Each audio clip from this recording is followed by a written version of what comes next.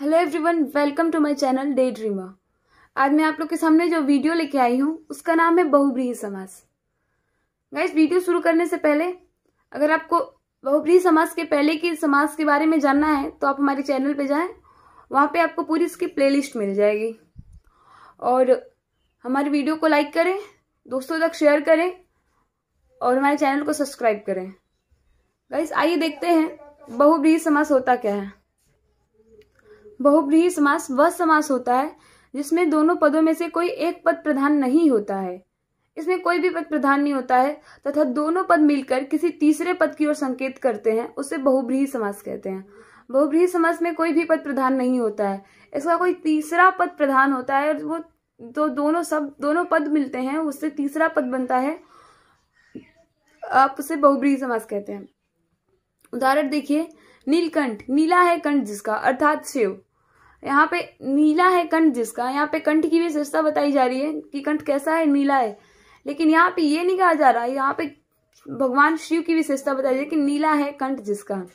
महावीर, महान है जो वीर, अर्थात हनुमान। पंकज, पंख में होने वाला, अर्थात कमल। पंख का मतलब कीचड़ होता है, पंख में पैदा होने वाला अर्थात कमल। कमल कीचड़ में खिलता है। इस चीज को आइए ग्राफ में देखते हैं। देखिए, बहुब्रीहि समास पूर्व पद, उत्तर पद, अप्रधान, अप्रधान, क्योंकि इसके दोनों पद अप्रधान होते हैं और ये मिलके बहुब्रीहि समास का निर्माण करते हैं। पूर्व पद व उत्तर पद मिलने से बना तीसरा पद प्रधान होता है, मैंने आपको ऊपर बताया था। अब इसको पहचानने का तरीका क्या है, देखिए। बहुब्रीहि समास में दोनों पद अप्रधान होते हैं, इस बात का ध्यान रखिएगा। यहाँ पे किसी भी पद को प्रधानता नहीं दी गई है। इनमें दोनों पद किसी संज्ञा के विशेषण होते हैं। इसके जो दोनों पद होते हैं किसी संज्ञा के विशेषण होते हैं, वो विशेषता बताते हैं, बट वो संज्ञा कोई नेमिंग वर्ड होता है या कोई भी हो सकता है, लेकिन प्रधान नहीं होता है। बहुब्रीहि समास में अन्य पद की प्रधानता होती है।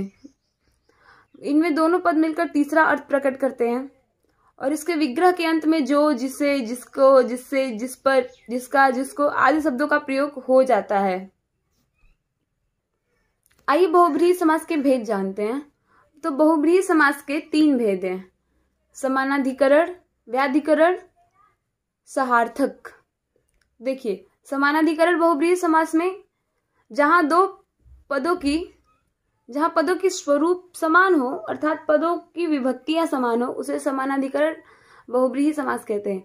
इसमें इन समानाधिकरण बहुब्रीहि समास में विभक्तियां समान होती हैं, इक्वल होती हैं। जैसे प्राप्तोदक, प्राप्त कर लिया है उदक जिसने, अर्थात जल। कलह प्रिय, कलह जिसको प्रिय हो। कृतकार्य, कर लिया है जिसने कार्य। दत्तचित्त, दे दिया है चित्त जिसने। नेक्स्ट देखिए, व्याधिकरण बहुब्रीहि समास। जिस समस्त पद में दोनों पदों के अधिकरण समान न हो, अर्थात दोनों पदों में अलग अलग कार्य चिन्हों का प्रयोग किया जाए, उसे व्याधिकरण बहुब्रीहि समास कहते हैं।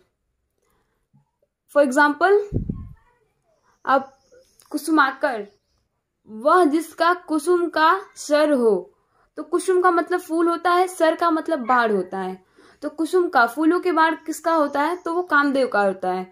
अर्थात कुसुमाकर के दोनों पद मिलकर कामदेव की विशेषता बता रहे कि वह जिसका कुसुम का सर हो।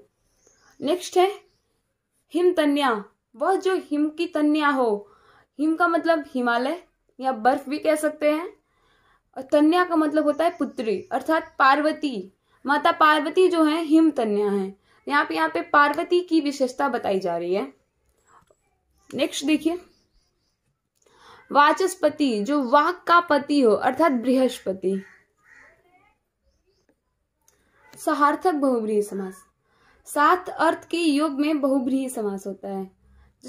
जो साथ में वर्ड्स आते हैं उसका जो योग होता है, अगर ऐसी चीजों का बोध हो तो वहां पे बहुब्रीहि समास होता है, सहार्थक बहुब्रीहि समास। उदाहरण के लिए देख लीजिए, सानुज, अनुज के साथ हो जो अनुज का मतलब भाई होता है। छोटे भाई के साथ जो भाई हो, छोटा हो, उसे हम सानुज बोल सकते हैं। यहाँ पे छोटे भाई की विशेषता बता रहा है। रक्षाबंधन, सभाबंधन, भाई बंधुओं के साथ है जो। शानंद, आनंद के साथ है जो। सपत्नीक, पत्नी के साथ है जो, सचेत होश के साथ है जो, सबल शक्ति के साथ है जो, सपरिवार परिवार के साथ है जो, सप्रेम प्रेम के साथ है जो, फल के साथ है जो, वो सफल। आइए देखिए कर्मधारय और बहुब्रीहि समास में अंतर। कर्मधारय समास में एक पद विशेषण या उपमान तथा दूसरा पद विशेष या उपमेय होता है। जैसे नील गगन, नील विशेषण तथा गगन विशेष्य है। बहुब्रीहि समास में समस्त पद ही किसी संज्ञा के विशेषण का कार्य करते हैं। जैसे चक्रधर, चक्र को धारण करने वाला अर्थात कृष्ण, यहाँ पे किसी संज्ञा की विशेषता बताई गई है, जबकि यहाँ पे एक पद विशेषण और दूसरा विशेष्य होता है, इसलिए यहाँ पे बहुब्रीहि और वहां पे कर्मधारय समास होगा। और एग्जांपल्स देख सकते हैं, नीलकंठ, नीला है कंठ जिसका अर्थात शिव, ये आपका बहुब्रीहि समास हो गया। नीला है जो कंठ, यहाँ पे बस कंठ की विशेषता बताई जा रही है, ये कंठ आपका विशेष्य हो गया, नीला आपकी विशेषता होगी। कंठ कैसा है, नीला है, तो यहाँ पे विशेषण और विशेष्य आ रहा है, लेकिन नीला है कंठ जिसका अर्थात शिव में, यहाँ पे शिव की विशेषता बताई जा रही है कि उनका कंठ नीला है। नेक्स्ट देखिए लंबोदर, मोटे पेट वाला, पेट कैसा है, मोटा है, तो और जो भी सामने वाला पर्सन है वो कैसा है, मोटे पेट वाला है, तो यहाँ पे होगा कर्मधारय समास। लंबोदर, लंबा है उधर जिसका अर्थात गणेश, गणेश भगवान का पेट कैसा है, लंबा है, तो यहाँ पे गणेश भगवान की विशेषता बताई जा रही है, इसलिए यहाँ पे बहुब्रीहि समास होगा। नेक्स्ट देखते हैं द्विगु और बहुब्रीहि समास में अंतर। तो द्विगु समास में पहला पद संख्यावाची विशेषण होता है और दूसरा पद विशेष्य होता है, जबकि बहुब्रीहि समास में समस्त पद ही विशेषण का कार्य करता है। यहाँ पे कंफ्यूज होने की जरूरत नहीं है, द्विगु समास में संख्यावाचक विशेषण होता है और बहुब्रीहि समास में पूरा जो पद है वो विशेषण का कार्य करता है। जैसे चतुर्भुज, चार भुजाओं का समूह, वो आपका द्विगु समास होगा, क्योंकि यहाँ पे चार संख्याएं आई हैं और चतुर्भुज में